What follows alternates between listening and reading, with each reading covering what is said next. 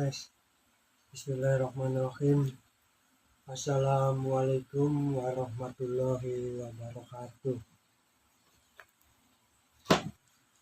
Oke lur, kita lanjut lagi dengan bab ketiga lur, mahabbah.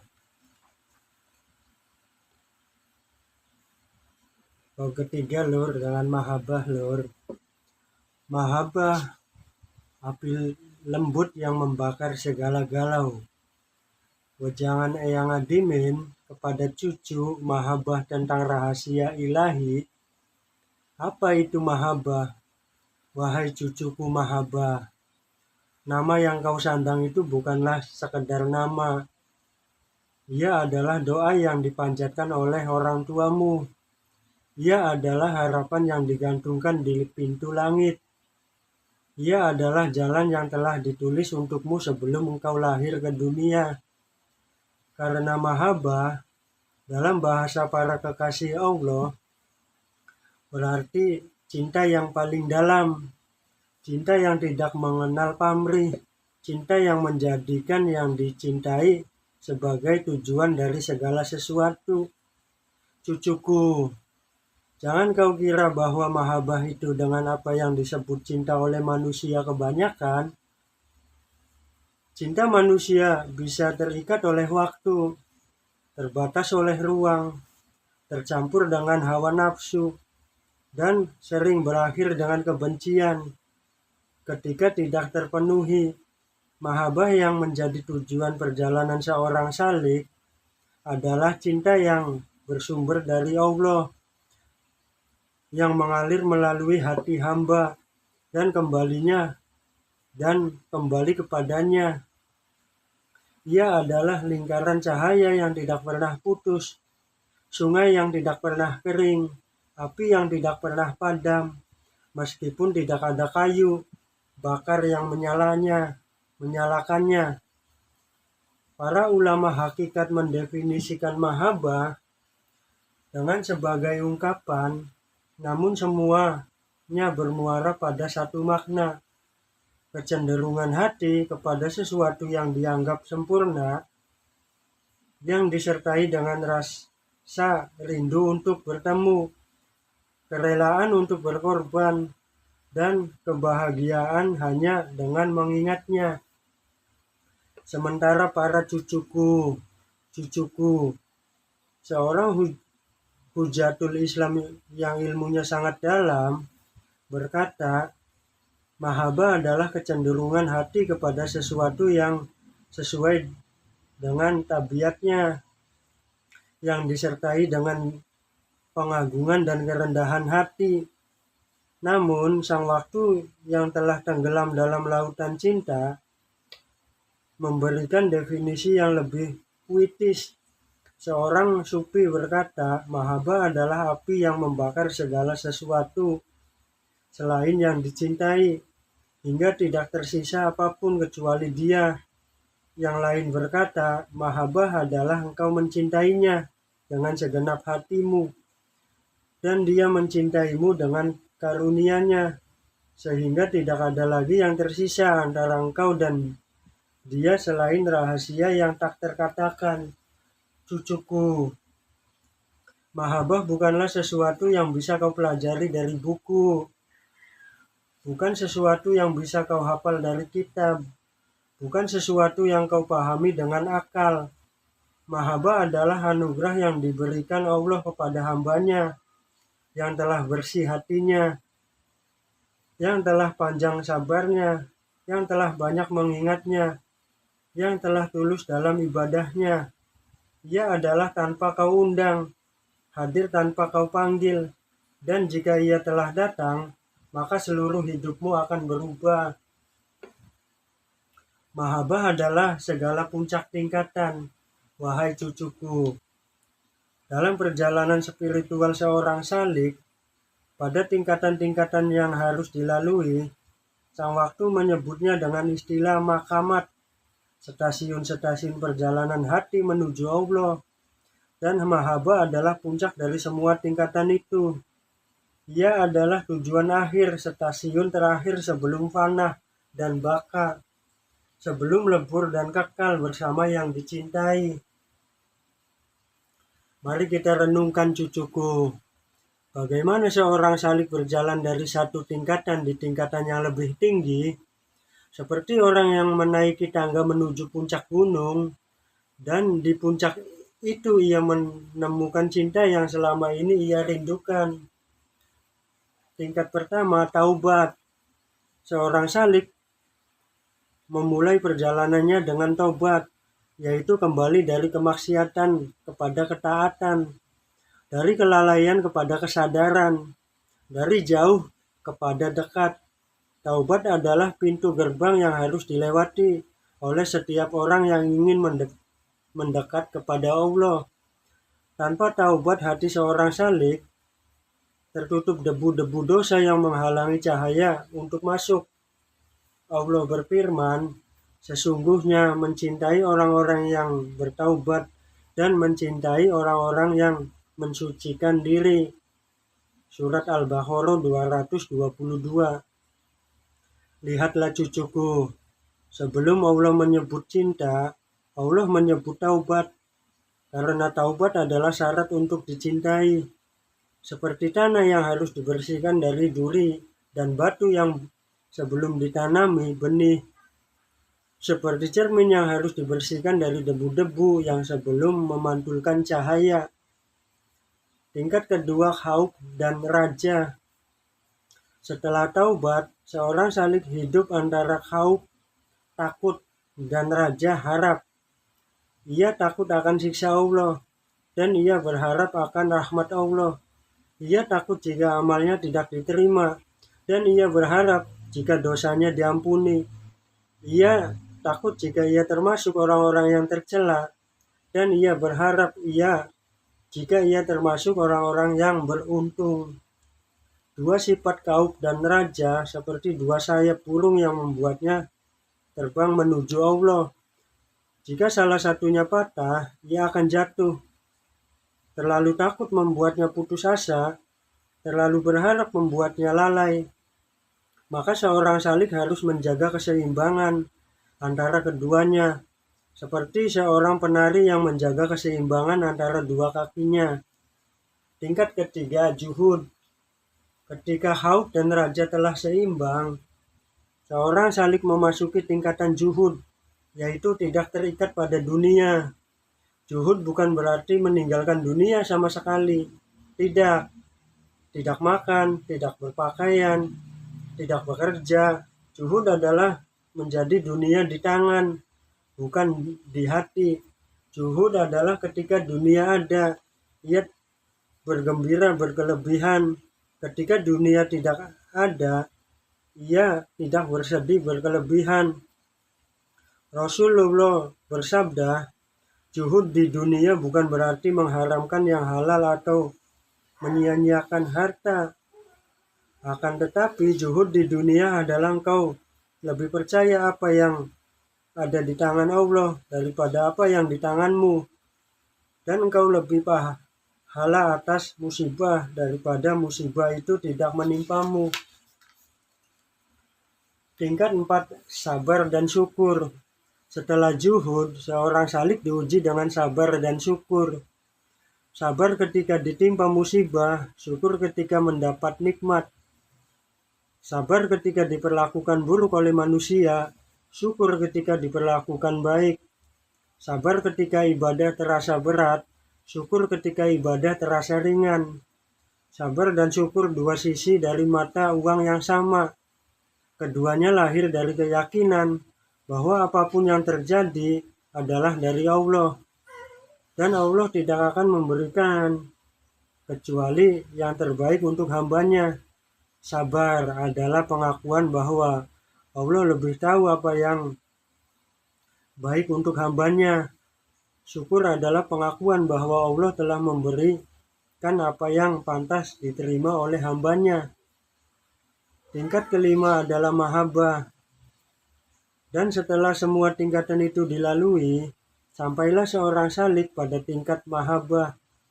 Inilah puncak gunung, inilah tujuan perjalanan, inilah sebuah ibadah. Mahabbah adalah ketika seorang hamba tidak lagi beribadah karena takut neraka atau ingin surga, tetapi karena cinta kepada Allah semata. Dalam sebuah hadis qudsi Allah berfirman, "Hambaku senantiasa mendekat kepadaku dengan amal-amal sunnah hingga aku mencintainya. Jika aku telah mencintainya, aku menjadi pendengarannya yang ia gunakan untuk mendengar, menjadi penglihatannya yang ia gunakan untuk melihat, menjadi tangannya yang ia gunakan untuk memukul, menjadi kakinya yang ia gunakan untuk berjalan. Inilah mahabbah cucuku." Ketika Allah sendiri menjadi telinga, mata, tangan, dan kaki hambanya, hamba itu tidak lagi mendengar telinganya, tetapi dengan Allah. Tidak lagi melihat dengan matanya, tetapi dengan Allah. Tidak lagi bergerak dengan kehendaknya, tetapi dengan kehendak Allah. Mahabbah tidak lahir dari kesepian, wahai cucuku.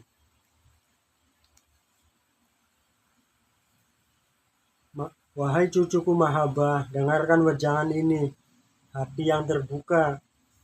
Engkau mungkin berpikir mahabbah adalah Allah mengharuskan membenci dunia, menjauhi manusia, dan tidak menyendiri di gua-gua. Tidak, cucuku. Itu adalah pemahaman yang keliru. Para wali Allah yang agung, meskipun kadang mengasingkan diri untuk berkholwat, pada akhirnya mereka kembali kepada masyarakat. Mereka tidak lari dari makhluk, tetapi melayani makhluk. Mereka tidak membenci dunia, tetapi menggunakan dunia untuk bekal akhirat. Mahabbah, wahai cucuku, tidak pernah lahir dari kesepian. Ia lahir dari kesadaran bahwa setiap makhluk adalah cermin yang memantulkan wajah Tuhan. Ia lahir dari kepekaan hati yang melihat Allah di balik setiap ciptaan. Ia lahir dari cinta yang mengalir dari hati seorang salik kepada semua makhluk, karena ia melihat wajah mereka bayangan yang dicintai. Sang waktu berkata, "Man lam yara Allah fi khuli say'in, falam yara fi say'in." Barang siapa yang tidak melihat Allah dalam segala sesuatu, maka ia tidak melihatnya dalam sesuatu apapun. Maha benar, cucuku. Bagaimana engkau bisa mengaku mencintai Allah jika engkau tidak mencintai ciptaannya?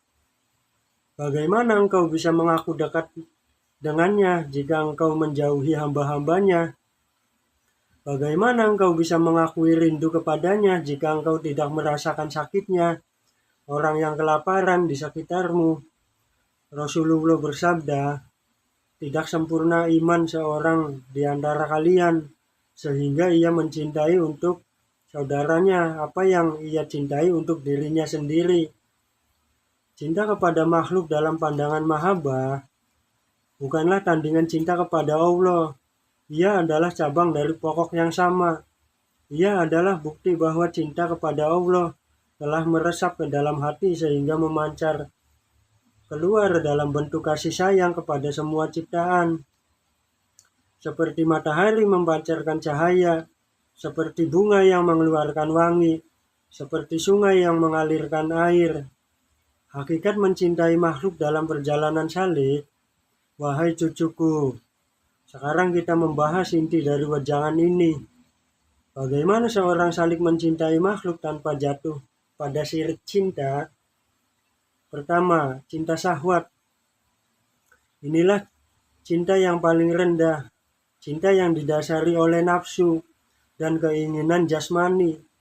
Ia mencintai sesuatu karena manfaatnya bagi dirinya, karena kelezatan yang diberikan, karena kepuasan yang dihasilkan. Cinta ini seperti api yang menyala-nyala, tapi cepat padam.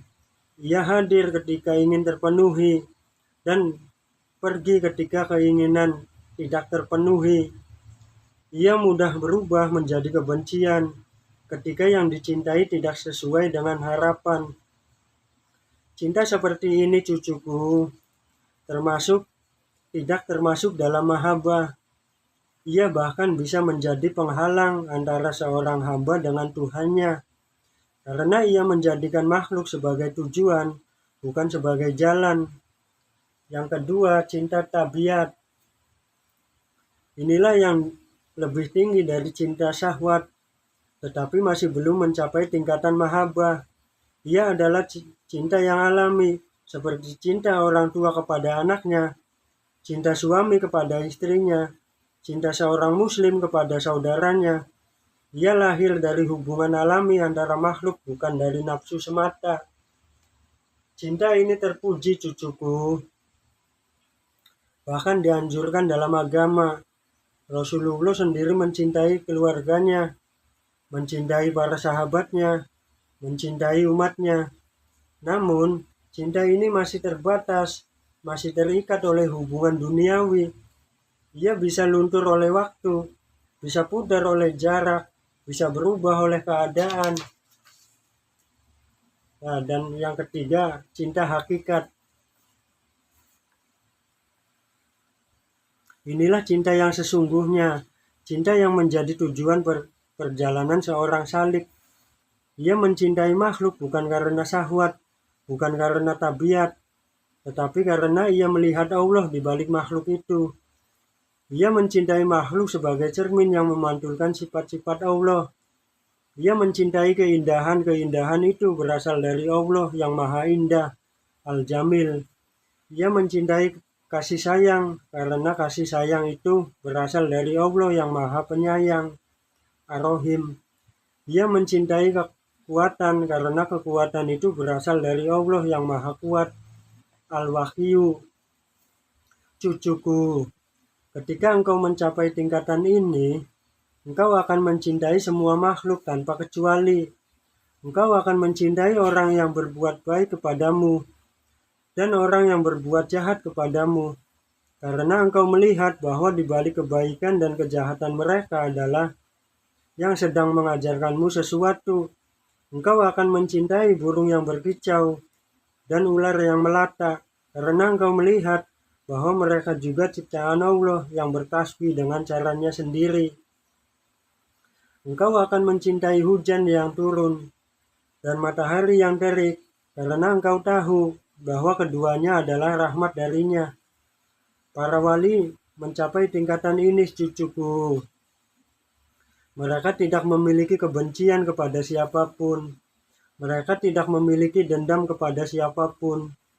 Mereka tidak memiliki iri kepada siapapun. Karena hati mereka telah dipenuhi oleh cinta-cinta Allah, dan cinta itu memancarkan keluar dalam bentuk cinta pada semua ciptaan. Perumpamaan cinta yang mendalam. Wahai cucuku, agar engkau lebih mudah memahami hakikat mahabbah, dengarkanlah beberapa perumpamaan yang diajarkan oleh sang waktu sepanjang zaman. Perumpamaan pertama, kaca dan cahaya matahari. Bayangkanlah selembar kaca yang bening. Ketika cahaya mataharinya menyinari, kaca itu menjadi terang benderang. Namun, apakah kaca itu menjadi matahari? Tidak. Ia tetap kaca. Apakah cahaya itu memiliki kaca? Tidak. Ia pinjaman dari matahari. Paham gak, Lur? Dengerin, Lur. Demikian pula seorang salik yang telah mencapai mahabbah, hatinya seperti kaca yang bening. Ketika cahaya cinta Allah menyinarinya, ia menjadi terang. Ia mulai mencintai apa yang dicintai Allah, membenci apa yang dibenci Allah, memberi apa yang diperintahkan Allah, dan menahan diri dari apa yang dilarang Allah. Namun, ia sadar bahwa semua itu bukan dari dirinya, tetapi dari cahaya yang dipinjamkan Allah kepadanya. Perumpamaan kedua, taman dan tukang kebun. Bayangkanlah sebuah taman yang indah dengan bunga-bunga yang bermekaran, pohon-pohon yang rindang, dan sungai yang mengalir di tengahnya. Apakah taman itu mencintai tukang kebunnya? Tentu tidak. Dengan caranya sendiri, ia menerima air yang disiramkan. Ia tumbuh subur karena perawatan. Ia menghasilkan buah karena pupuk yang diberikan. Namun, apakah tanaman itu bahwa ia dicintai tukang kebunnya? Mungkin tidak. Apakah tukang kebun itu mengharapkan taman itu mencintainya kembali? Ia hanya ingin taman itu tumbuh subur. Demikian pula cinta seorang salih kepada Allah. Ia seperti taman yang menerima segala sesuatu dari sang tukang kebun. Ia tidak bisa mencintai dengan cinta yang setara, karena hanyalah makhluk. Namun, ia bisa mencintai cinta Allah. Dan dari penerimaan itu, ia menjadi subur, berbunga dan berbuah. Buahnya adalah amal saleh, akhlak mulia, dan cinta kepada sesama makhluk. Perumpamaan ketiga, seorang kekasih dan bayangannya. Seorang kekasih yang duduk di tepi sungai, melihat bayangannya wajahnya di air. Ia tersenyum, bayangannya tersenyum. Ia menangis, bayangannya menangis. Ia mengulurkan tangan untuk menyentuh bayangannya, tetapi airnya buyar dan bayangannya hilang. Ia sadar bahwa bayangan itu bukan dirinya. Ia hanyalah pantulan, hanyalah ilusi, hanyalah tanda-tanda bahwa dirinya ada di tepi sungai. Cucuku, dunia ini adalah air yang tenang. Segala sesuatu yang kau lihat di dunia adalah bayangan dari realitas yang sejati dari sisi Allah. Kebaikan yang kau lakukan adalah bayangan dari kebaikan Allah. Keindahan yang kau saksikan adalah bayangan dari keindahan Allah. Cinta yang kau rasakan adalah bayangan dari cinta Allah. Jangan kau sibuk dengan bayangan sehingga lupa pada yang punya bayangan. Jangan kau cinta kepada bayangan sehingga lupa pada sumber cahaya. Namun jangan pula kau benci bayangan, karena bayangan itu menunjukkan bahwa ada cahaya. Mahabbah dan ujian. Mengapa orang yang mencintai sering disakiti? Wahai cucuku mahabbah, engkau mungkin bertanya dalam hati, jika mahabbah adalah tingkatan yang tinggi, mengapa orang-orang yang mencintai tingkatan ini sering disakiti, dikecewakan, dan dikhianati oleh manusia? Dengarkan jawabannya, cucuku. Karena ini adalah rahasia besar yang hanya dipahami sedikit orang. Ketika Allah mencintai seorang hamba, dia mengujinya, bukan karena dia benci, tetapi karena dia ingin membersihkannya. Seperti emas yang dilebur dalam api, yang mengeluarkan kotorannya. Seperti kain putih yang direndam dalam air sabun, untuk menghilangkan nodanya. Seperti tanah yang digarap untuk ditanami benih yang berharga. Ujian cinta yang paling berat, cucuku, adalah ujian dari manusia. Engkau memberi tetapi tidak dihargai. Engkau mencintai tetapi tidak dibalas. Engkau berbuat baik tetapi tidak dibalas dengan kejahatan. Engkau jujur tetapi dituduh berbohong. Engkau ikhlas tetapi dicurigai. Mengapa Allah mengizinkan ini terjadi pada kekasihnya? Pertama, agar kekasihnya belajar mencintai tanpa syarat. Cinta yang mudah diberikan ketika dibalas bukanlah cinta sejati. Cinta sejati adalah ketika engkau tetap mencintai meskipun tidak dicintai kembali. Ketika engkau tetap memberi meskipun tidak diberi. Ketika engkau tetap berbuat baik meskipun dibalas dengan kejahatan. Kedua, agar kekasihnya membedakan antara cinta kepada makhluk dan cinta kepada Allah. Jika engkau mencintai seorang karena ia baik kepadamu, itu adalah cinta yang didasari keuntungan. Jika engkau tetap mencintai meskipun ia jahat kepadamu, itu adalah cinta yang didasari Allah. Ketiga, agar kekasihnya belajar memaafkan Allah Maha Pengampun dan ingin hambanya yang dicintainya juga memiliki sifat pengampun. Maka dia uji dengan orang-orang yang menyakitinya agar ia belajar memaafkan. Seperti seorang guru yang memberikan soal-soal sulit agar muridnya pandai. Keempat, agar kekasihnya tidak terikat pada makhluk. Jika semua makhluk baik kepadamu, engkau akan cinta kepada mereka karena kebaikan mereka. Dan cinta itu bisa menjeratmu, membuatmu lupa kepada Allah.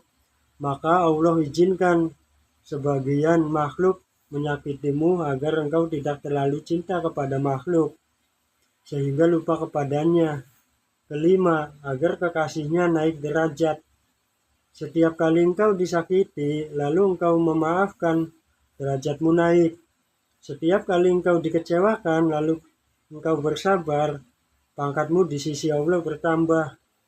Setiap kali engkau dikhianati, lalu engkau tetap berbuat baik, namamu disebut di langit. Maka wahai cucuku, jangan bersedih ketika engkau disakiti manusia. Bersyukurlah karena itu tanda bahwa Allah sedang memprosesmu menjadi kekasihnya. Bersabarlah karena setiap tetes kesabaranmu akan menjadi mutiara mahkotamu kelak di surga. Dan teruslah mencintai, karena cinta adalah satu-satu yang kau bawa ketika engkau pulang kepadanya. Tanda-tanda mahabbah dalam diri seorang salik. Wahai cucuku, bagaimana engkau tahu bahwa engkau telah mencapai tingkatan mahabbah? Apakah ada tanda-tanda yang bisa engkau rasakan? Ada, cucuku. Ada beberapa tanda yang diajarkan oleh sang waktu yang telah mendahuluimu. Tanda pertama, zikir tidak pernah putus dari hati. Seorang yang telah mencintai Allah, hatinya selalu berzikir, meskipun lidahnya diam. Ia tidak perlu susah payah mengingat Allah, karena Allah sudah hadir dalam setiap kesadarannya. Seperti orang yang jatuh cinta, ia tidak perlu mengingat-ingat untuk mengingat kekasihnya, karena kekasihnya selalu hadir dalam pikirannya. Allah berfirman, yaitu orang-orang yang beriman dan hati mereka menjadi tentram dengan mengingat Allah. Ingatlah, hanya dengan mengingat Allah hatinya menjadi tentram. Surat Ar-Ra'd 28. Tanda kedua, lebih memilih apa yang Allah inginkan daripada apa yang dirinya inginkan. Seorang yang telah mencintai Allah, keinginannya adalah keinginan Allah. Ia tidak lagi bertanya, apa yang aku inginkan, tetapi apa yang kau inginkan, ya Allah. Ia rela meninggalkan kesenangannya jika itu bertentangan dengan perintah Allah. Ia rela berkorban untuk sesuatu yang dicintai Allah, meskipun ia sendiri tidak menyukainya. Rasulullah SAW bersabda, tidak sempurna iman seorang sehingga ia menjadikan hawa nafsunya mengikuti apa yang aku bawa. Tanda ketiga, tidak merasa kehilangan ketika kehilangan dunia. Seorang yang telah mencintai Allah, jika ia kehilangan harta, jabatan, atau orang yang dicintainya, ia tidak merasa kehilangan yang sesungguhnya, karena ia sadar bahwa yang dicintai adalah Allah, dan Allah tidak pernah hilang. Dunia datang dan pergi, tetap Allah tetap ada, maka ia bisa bersabar, bahkan bersyukur atas kehilangan yang menimpanya. Ada seorang sufi yang ditanya, mengapa engkau tidak bersedih ketika anakmu meninggal? Ia menjawab, karena aku tidak mencintai anakku lebih dari aku mencintai Allah. Anakku adalah titipan, dan pemilik titipan berhak mengambilnya kapan saja. Mengapa aku harus bersedih atas keputusan pemilik titipan? Tanda keempat, senang berduaan dengan Allah di waktu malam. Seorang yang telah mencintai Allah, ia senang bangun di sepertiga malam untuk bermunajat kepadanya. Ia tidak merasa berat, tidak merasa ngantuk, karena cintanya lebih kuat dari rasa kantuk. Ia menikmati sunyi bersamanya, menikmati air matanya yang jatuh di sajadah, menikmati bisik doa yang tidak didengar oleh siapapun. Allah berfirman, lambung mereka jauh dari tempat tidurnya, sedangkan mereka berdoa kepada Tuhannya dengan rasa takut dan harap. Surat As-Sajdah 16. Tanda kelima, mencintai orang lain karena Allah. Seorang yang telah mencintai Allah, ia mencintai orang lain karena Allah, bukan karena kepentingan duniawi. Ia mencintai orang saleh karena kedekatan mereka dengan Allah. Ia mencintai orang miskin karena mereka adalah tamu Allah. Ia mencintai anak yatim karena mereka dijaga oleh Allah. Ia bahkan mencintai orang kafir dengan cinta kasih sayang karena ia berharap mereka mendapat hidayah. Rasulullah bersabda, 3 hal yang jika ada pada seseorang, ia akan merasakan manisnya iman. Allah dan Rasulnya lebih mencintainya daripada selain keduanya.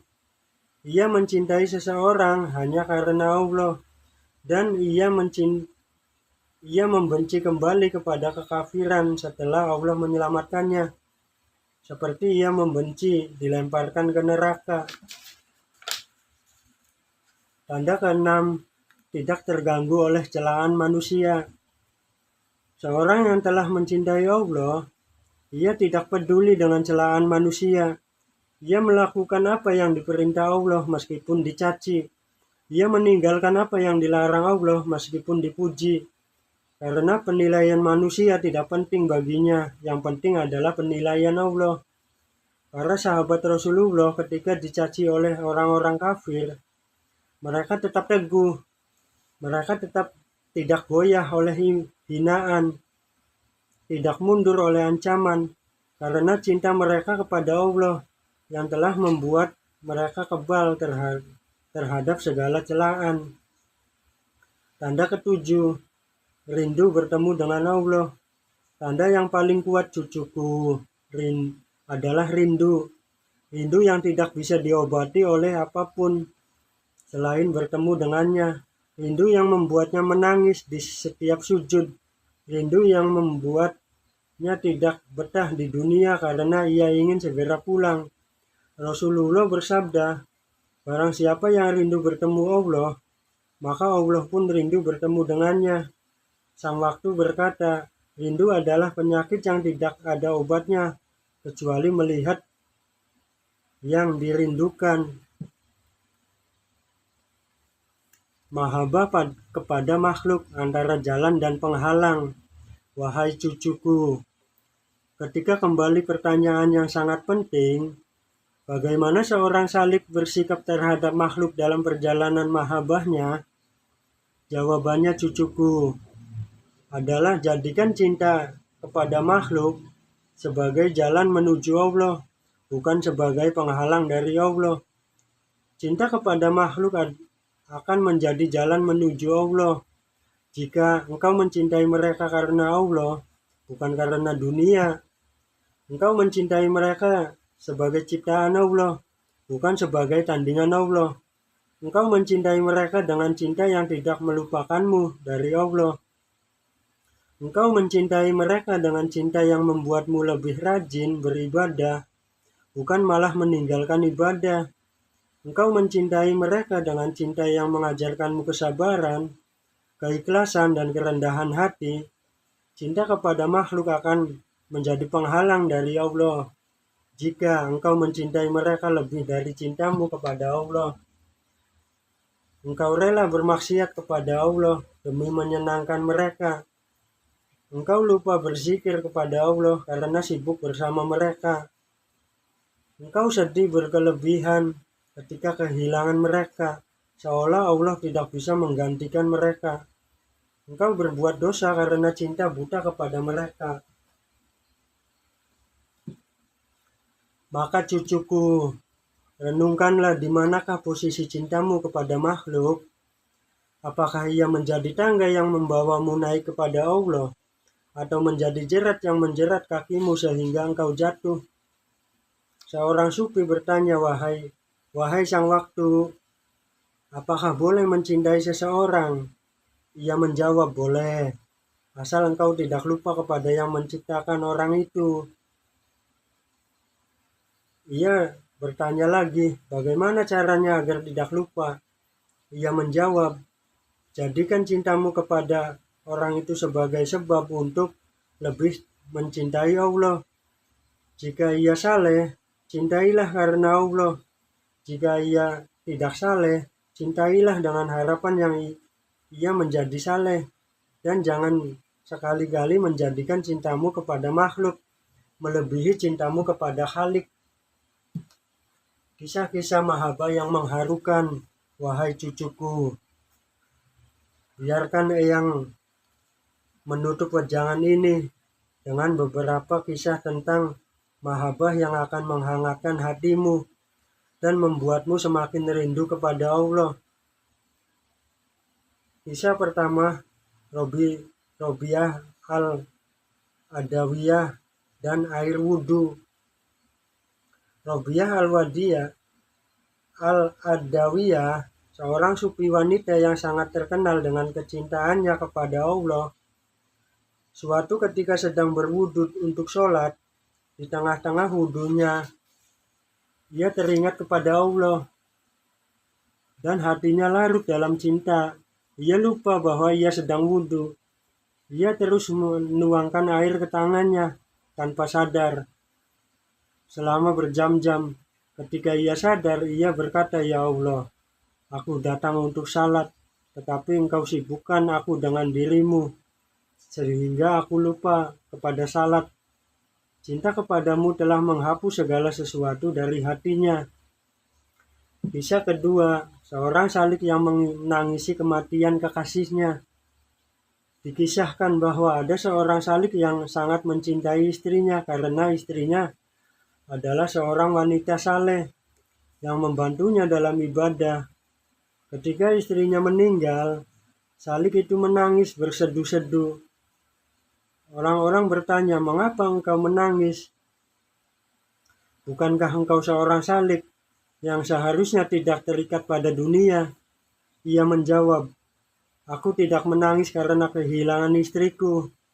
Aku menangis karena istriku adalah pintu bagiku untuk mengingat Allah. Setiap kali aku memandangnya, aku teringat kepada Allah.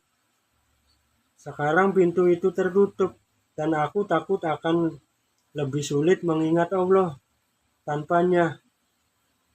Kisah ketiga, seorang salik dan anjing yang haus. Dikisahkan bahwa ada seorang salik yang sedang dalam perjalanan spiritualnya. Di tengah jalan ia melihat seekor anjing yang kehausan, menjulurkan lidahnya, nyaris mati karena kehausan. Salik itu memiliki air minum yang ia bawa untuk bekal perjalanannya. Ia ragu, apakah aku harus memberikan air ini kepada anjing? Aku sendiri membutuhkannya. Namun kemudian ia teringat bahwa cinta kepada makhluk adalah cermin cinta kepada Allah. Ia memberikan seluruh airnya kepada anjing itu, meskipun ia sendiri masih haus. Malam hari dalam mimpinya ia melihat seseorang yang sangat tampan dan bercahaya berkata kepadanya, wahai hambaku, engkau memberi minuman anjingku, maka aku akan memberi minuman engkau dari telaga Al-Kausar di surga. Engkau sayang kepada makhlukku, maka aku sayang kepadamu. Perjalanan di jalan cinta. Wahai cucuku, Kita telah sampai ke penghujung wejangan, namun sesungguhnya perjalanan cinta tidak pernah berakhir. Ia terus berkelanjut sepanjang hidupmu, bahkan setelah mati, karena cinta adalah satu-satunya yang abadi. Perjalanan di jalan cinta, cucuku. Jangan takut untuk mencintai, jangan takut untuk disakiti, jangan takut untuk kecewa, karena semua luka itu akan menjadi obat yang menyembuhkanmu dari penyakit ego. Semua kecewa itu akan menjadi pupuk yang menyuburkan benih cinta di hatimu. Semua pengkhianatan itu akan menjadi pelajaran yang membuatmu semakin bijaksana. Cintailah Allah dengan cinta yang membuatmu rindu kepadanya. Cintailah Rasulullah dengan cinta yang membuatmu meladani akhlaknya. Cintailah orang tuamu dengan cinta yang membuatmu berbakti kepada mereka. Cintailah pasanganmu dengan cinta yang membuatmu saling menyempurnakan. Cintailah anakmu dengan cinta yang membuatmu mendidik mereka dengan kasih sayang.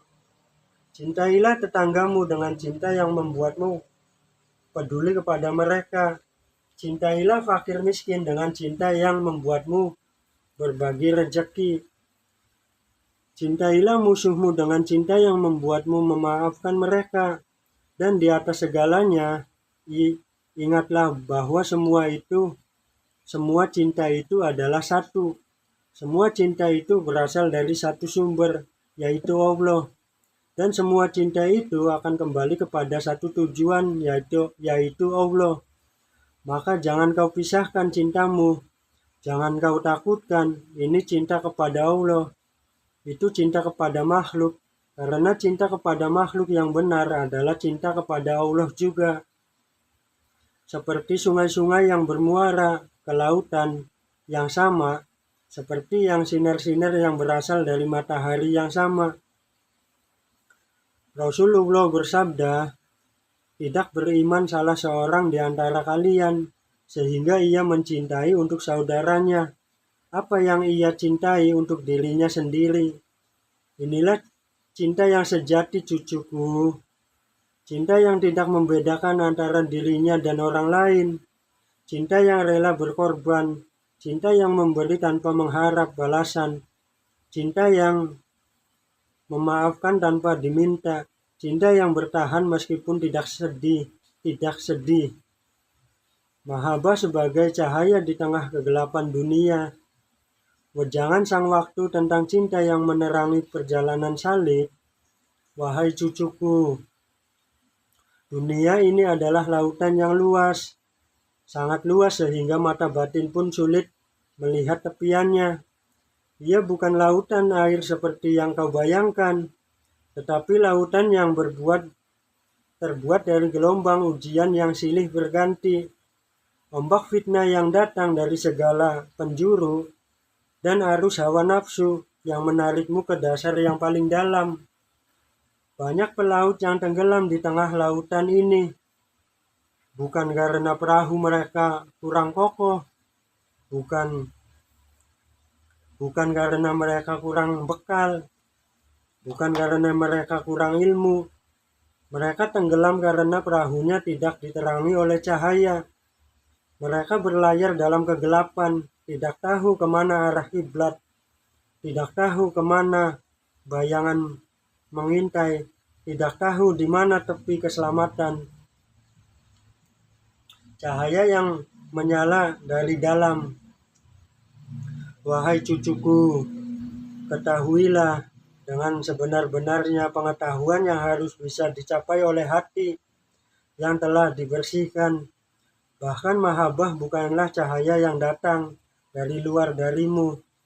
Ia bukan cahaya matahari yang menyinari dari langit, bukan cahaya bulan yang memantulkan terang dari kejauhan, bukan cahaya lampu yang kau nyalakan dengan tanganmu sendiri.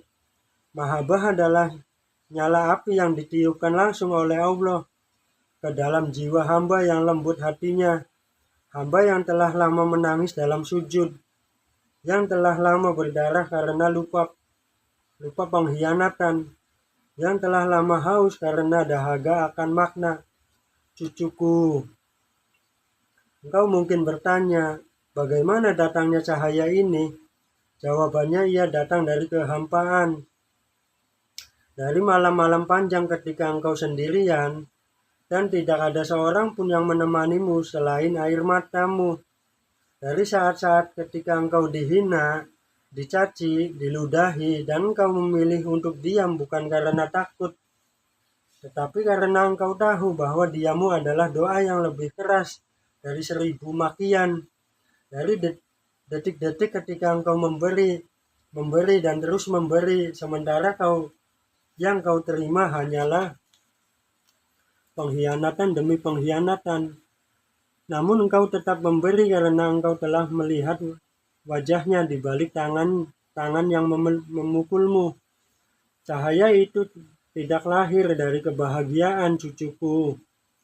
Dia lahir dari benturan, seperti api yang lahir dari gesekan dua batu, seperti mutiara yang lahir dari sakitnya tiram, seperti kemenyan yang mengeluarkan wangi terbaik ketika dibakar. Demikian pula mahabbah, ia adalah lahir dari benturan antara penderitaan yang sangat dalam dan keikhlasan yang sangat tinggi. Ketika penderitaanmu mencapai puncaknya, ketika engkau tidak lagi bisa menahan sakit, ketika engkau merasa tidak ada lagi harapan di manusia, lalu engkau angkat kedua tanganmu dan berbisik, "Ya Allah, Engkau yang tersisa." Disitulah Allah meniupkan cahaya cinta ke dalam dadamu, dan cahaya itu akan menyala sepanjang hayatmu, bahkan setelah jasadmu hancur ditelan bumi. Ketika engkau diuji, ketika engkau disakiti, ketika engkau dikhianati oleh orang yang paling kau percaya, dan engkau memilih dengan segenap kesadaran dan kerelaan untuk tetap mendoakan orang yang melukaimu, untuk tetap menyebut namanya dalam doa-doa terbaikmu, untuk tetap mengharap kebaikan baginya meskipun jari jemarinya masih basah dengan darahmu. Disitulah cahaya itu menyala dengan paling terang. Itulah bukan kelemahan, wahai cucuku. Itu bukan tanda bahwa engkau tak berdaya. Itu adalah bahwa Allah sedang memperluas ruang cinta di dadamu. Ia sedang merobek dinding-dinding hati yang selama ini membatasi cintamu hanya pada mereka yang baik kepadamu. Ia sedang mengajarkanmu bahwa cinta sejati tidak mengenal syarat, tidak mengenal balas, tidak mengenal pamrih.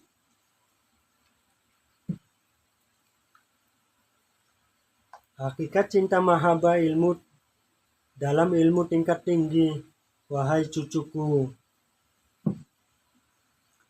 Dalam ilmu tingkat tinggi yang hanya diketahui oleh para arif billah, cahaya mahabbah memiliki hakikat yang sangat dalam. Ia bukan sekadar perasaan lembut di hati, bukan sekadar getaran mendengar nama Allah, bukan sekadar air mata yang jatuh ketika hamba membaca Al-Quran. Ia adalah nur cahaya suci yang merupakan pancaran langsung dari nur Allah yang menerangi langit dan bumi. Allah berfirman dalam kitabnya yang agung, Allah adalah cahaya langit dan bumi. Perumpamaannya, cahayanya adalah seperti sebuah lubang yang tak tembus, yang di dalamnya ada pelita besar. Pelita itu di dalam kaca, dan kaca itu bagaikan bintang yang bercahaya. Surat An-Nur 35. Cucuku, ayat ini bukan sekadar perumpamaan tentang cahaya Allah yang menerangi alam semesta. Ia adalah tentang bagaimana cahaya itu masuk ke dalam hati seorang mukmin yang telah bersih. Lubang yang tak tembus adalah dada seorang hamba yang telah mengosongkan dirinya dari segala selain Allah.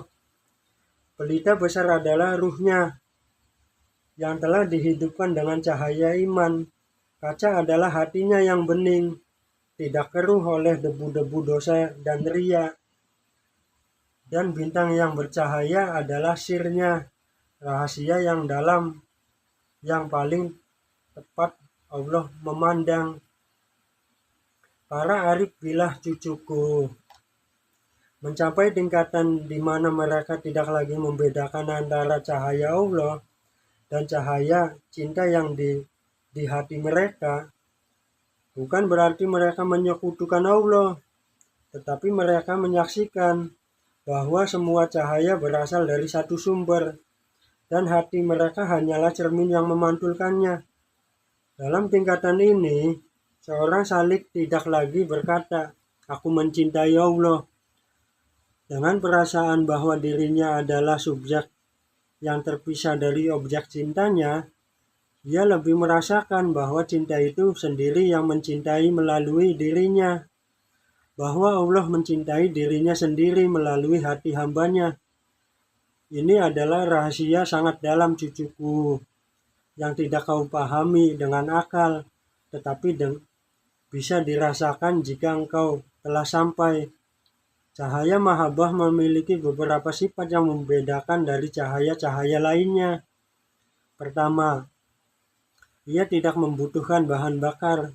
Cahaya matahari membutuhkan reaksi nuklir di intinya. Cahaya api membutuhkan kayu atau minyak. Cahaya listrik membutuhkan air, aliran energi. Tetapi cahaya mahabbah tidak membutuhkan apapun. Ia menyala dari dirinya sendiri karena ia adalah pancaran dari zat yang maha kaya, lagi maha berdiri sendiri. Ia tidak akan padam meskipun seluruh dunia berusaha memadamkannya. Ia tidak akan redup meskipun badai menerpa dari segala penjuru. Kedua, ia adalah tidak dapat dilihat oleh mata kepala, tetapi dapat dirasakan oleh hati. Orang-orang awam mungkin tidak mengerti mengapa engkau tersenyum di tengah penderitaan, mengapa engkau tenang di tengah kekacauan, mengapa engkau tetap berbuat baik meskipun diperlakukan buruk. Mereka tidak melihat cahaya yang menerangi hatimu, tetapi mereka bisa merasakan ketenangan yang terpancar dari dirimu, seperti bunga yang tidak berbicara tetapi menyebarkan wangi, seperti bulan yang tidak bersuara tetapi menerangi kegelapan. Ketiga, ia dapat menular. Satu hati yang diterangi cahaya mahabbah dapat menerangi hati lain di sekitarnya, seperti satu lilin yang menyalakan ribuan lilin lain tanpa mengurangi cahayanya sendiri. Inilah sebabnya mengapa kehadiran seorang wali membawa ketenangan, mengapa majelis zikir terasa berbeda dari majelis lainnya, mengapa orang-orang yang berada di dekat kekasih Allah merasa kedamaian yang tidak bisa dijelaskan dengan kata-kata. Keempat, ia terus bertambah seiring waktu. Semakin lama cahaya itu menyala, semakin terang ia. Berbeda dengan cahaya duniawi yang meredup seiring waktu, cahaya mahabbah justru semakin kuat, semakin terang, semakin dalam, karena setiap ujian yang dilewati dengan cinta akan menambah bahan bakar spiritual. Setiap luka yang dimaafkan dengan ikhlas akan menjadi lensa yang memperkuat cahaya. Setiap doa yang dipanjatkan di sepertiga malam akan menjadi cermin yang melipat gandakan di sinarnya. 3 tanda mahabbah yang diterangi mahabbah. Ketiga, 3 tanda hamba yang diterangi mahabbah. Wahai cucuku, para arif billah yang telah mencapai puncak makrifat, mereka telah tenggelam dalam lautan cinta, mewariskan 3 tanda bagi hamba yang hidup dalam cahaya mahabbah. Tanda-tanda ini bukan sekadar sifat lahiriah yang bisa dipalsukan, tetapi merupakan pancaran dari keadaan batin yang paling dalam. Tanda pertama, lembut hatinya kepada setiap makhluk. Cucuku, seorang yang diterangi cahaya mahabbah, hatinya menjadi lembut, sangat lembut hingga ia tidak sanggup menyakiti seekor semut pun. Ia tidak tergesa-gesa menghakimi orang lain, karena ia tahu bahwa setiap manusia memiliki kisahnya sendiri. Setiap jiwa memiliki luka yang tidak terlihat. Setiap hati memiliki rahasia yang hanya diketahui Allah. Ia tidak mudah membenci, karena ia tahu bahwa kebencian adalah api yang membakar pemiliknya sebelum membakar orang yang membenci. Ia tidak cepat marah, karena ia tahu bahwa kemarahan adalah kabut yang menutupi cahaya cinta. Cucuku, kelembutan ini bukanlah kelemahan. Ia adalah kekuatan yang sangat langka. Seorang pendekar yang mampu mematahkan batu dengan tangannya adalah kuat, tetapi seorang yang mampu menahan amarahnya ketika dihina, yang mampu memaafkan ketika dilukai, yang mampu tersenyum ketika dicaci, ia lebih kuat dari pendekar itu, karena ia telah menaklukkan musuh terbesarnya, yaitu egonya sendiri.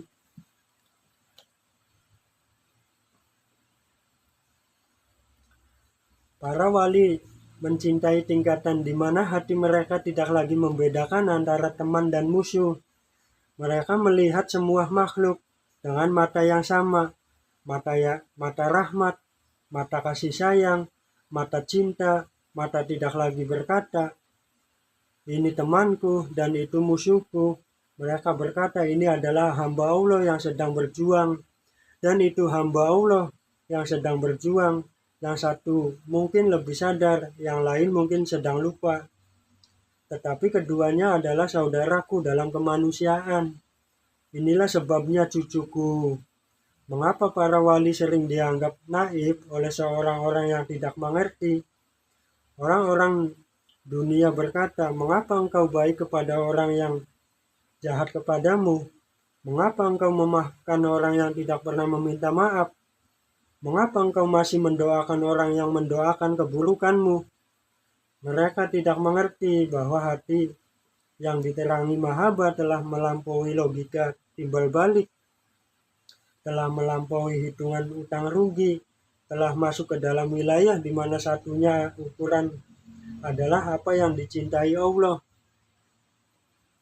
Kedua, diam membawa kedamaian. Wahai cucuku, kata Yang Adimin nih lur, tanda kedua dari hamba yang diterangi mahabbah adalah mahabbah diam. Diamnya membawa kedamaian.